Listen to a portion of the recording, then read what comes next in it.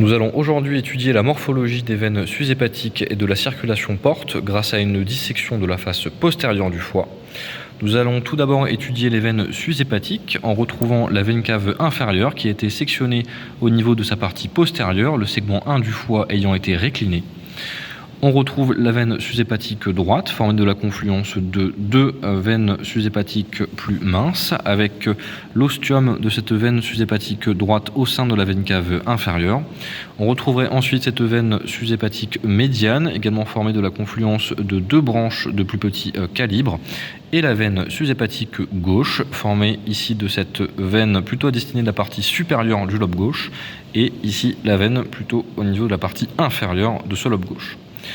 Voici pour les veines sus-hépatiques. On peut noter la présence ici d'un reliquat embryonnaire qui s'appelle le sillon d'Arencius, faisant communiquer ici le système cave avec le système porte que nous allons étudier de suite. Cette veine porte est sectionnée et vient rapidement donner deux branches, une branche portale gauche ainsi qu'une branche portale droite. Nous allons tout d'abord étudier cette veine porte gauche qui présente deux parties.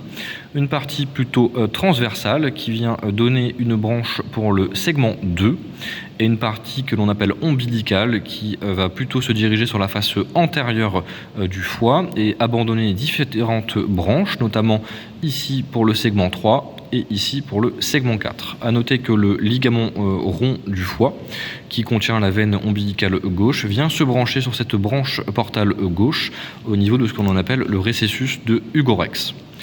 Voici pour cette branche portale gauche. On passe désormais à la branche portale droite qui va donner rapidement deux branches principales, un secteur postérieur et un secteur plutôt antérieur.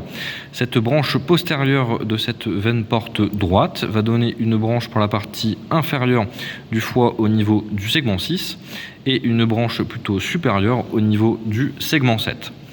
La partie antérieure de cette veine porte droite n'est pas très bien visible sur cette vue postérieure. Elle va donner une branche au niveau ici du dôme du foie pour le segment 8 et une branche plutôt inférieure en regard du segment 5.